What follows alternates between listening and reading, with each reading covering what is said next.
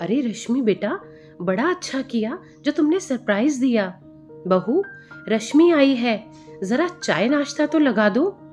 जी माँ जी, अभी लगाती हूँ।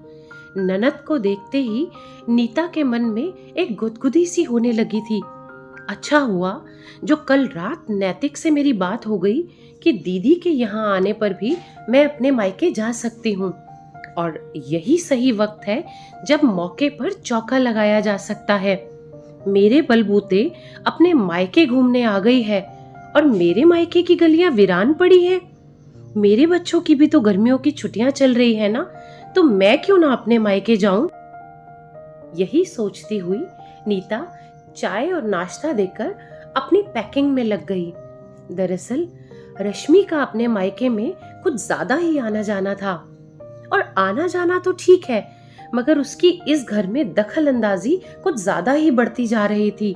और नीता की सास भी अपनी बेटी के सामने अपनी बहू यानी नीता को ना कोई तवज्जो देती थी, और ना ही बेटी के आने पर नीता को आराम करने देती थी। नीता को अपनी ननद के आने से कोई परेशानी नहीं थी। परेशानी थी तो बस अपनी ननद के यहाँ आकर बिना बात के हुक्म चलाने, बेवजह के तेवर दिखाने और नीता के खिलाफ अपनी माँ के कान भरने से थी। और एक तो जब देखो वो बिना बताए कभी भी चली आती थी, और ऊपर से वो जब भी आती कोई ना कोई कलेश घर में मचाकर ही जाती थी। नीता की ननद रश्मि को कोई फर्क नहीं पड़ता था कि मैं अपने मायके जा रही हूँ, कम से कम एक फोन ही कर लूं, ताकि मेरी भाभी को कहीं जाना हो या उसने अपना कोई काम निपटाना हो, या कम से कम वो तुम्हारे आने के लिए खाने की तैयारी तो पहले से कर कर रखे। लेकिन नहीं, नीता की कोई अहमियत थी ही नहीं, ना तो अपनी सास के आगे और ना ही अपनी ननद रश्मि के आगे। तो अब आप ही बताइए कि अगर ननद ऐसी हो तो कौन सी भाभी उसके घर आने पर खुशियां मनाएगी। और अभी कल रात को ही नीता ने अपने पति नैतिक से बात की थी इस बारे में, तो नैतिक ने कह दिया था कि ये सच है कि रश्मि तो यहाँ पर आती जाती रहती है, और उसके आने पर तुम अपने मायके जा सकती हो, और वैसे भी तुम अपने मायके तो कभी कभी ही तो जाती हो। आज रश्मि के आने के बाद सरिता जी अपनी बेटी के साथ गप्पे लगाने में इतनी ज्यादा मगन हो गई थी कि उन्हें वक्त का पता ही नहीं चला। और जब सरिता जी की नजर दीवार पर लगी घड़ी पर पड़ी, तब दिन के 12 बज चुके थे। बहू के कदम रसोई की ओर जब उन्हें बढ़ते हुए नहीं दिखे, तो वो खुद ही खाना बनाने खड़ी हो गई और रसोई में आ गई, और अपनी बेटी से कहने लगी, लगता है नीता की आंख लग गई, चल आज तेरी मनपसंद कढ़ी बना देती हूँ। तो रश्मि ने कहा, अरे माँ, तुम काम करोगी, भाभी कहाँ है? तो सरिता जी ने कहा, चल एक वक्त का खाना बना लूंगी तो घिस थोड़ी ना जाऊंगी, और साथ साथ बातचीत करते हुए 1 घंटे में खाना भी तैयार हो जाएगा। वो सब तो ठीक है माँ, लेकिन आज उल्टी गंगा क्यों बहा रही हो? इतने में नीता किचन में आ गई, और उसने उन दोनों की बातें सुनकर कहा, दीदी, गंगा तो सीधी ही बह रही है।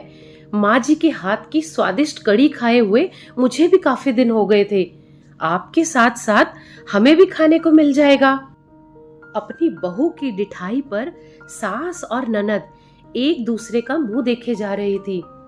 तभी रश्मि ने हंसते हुए व्यंग किया, भाभी, कुछ अपने हाथ का भी खिला दो। हाँ हाँ, क्यों नहीं, शाम को खिलाती हूँ ना, कहकर नीता मन ही मन सोचने लगी कि एक शहर में रहने के भी देखो ना कितने फायदे हैं। जब देखो मुंह का स्वाद बदलने ये पहुंच जाती है यहाँ पर। खाना खाने के बाद माँ और बेटी अपनी बातों में मशगूल हो गई, और कब दिन ढला और कब शाम हुई उन्हें पता ही नहीं चला। और तभी कटे हुए तरबूज की प्लेट के साथ नीता दाखिल हुई। वाह बहू, बड़ा अच्छा किया जो तुम फ्रूट काट कर ले आई। मगर मुझे तो चाय पीनी है भाभी, रश्मि ने कहा। तो नीता बोली, इतनी गर्मी में चाय कौन पीता है, फल खाइए, आपका मन भी ठंडा रहेगा। इस 2 टूक जवाब के बाद रश्मि की बात मुंह में ही रह गई। अच्छा भाभी, अब शाम हो गई है, अब निकलती हूँ अपने घर के लिए।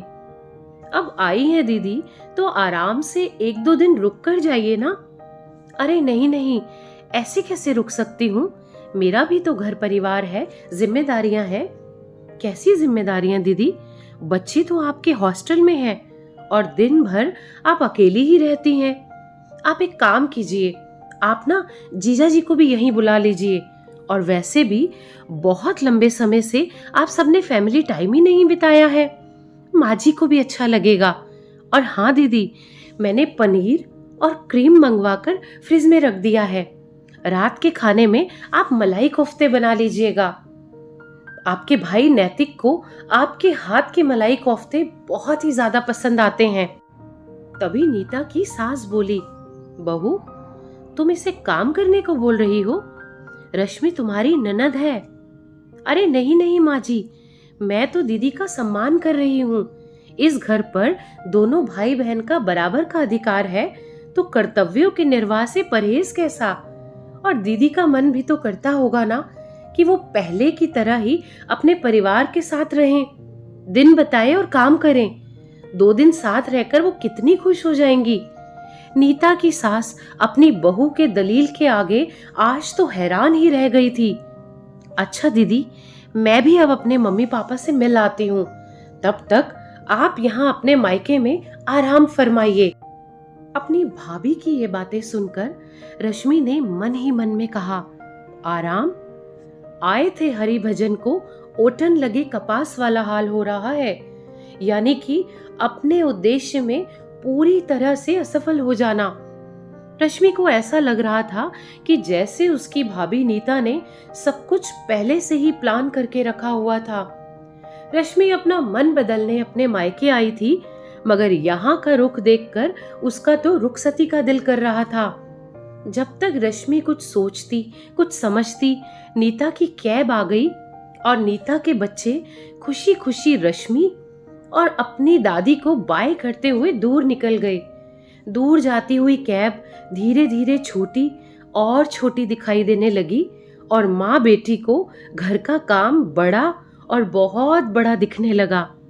फिर रश्मि ने अपने पति को फोन करके कहा कि सुनो जी, रात का खाना भाई के घर पर है, ऑफिस से सीधे तुम यहीं पर आ जाना।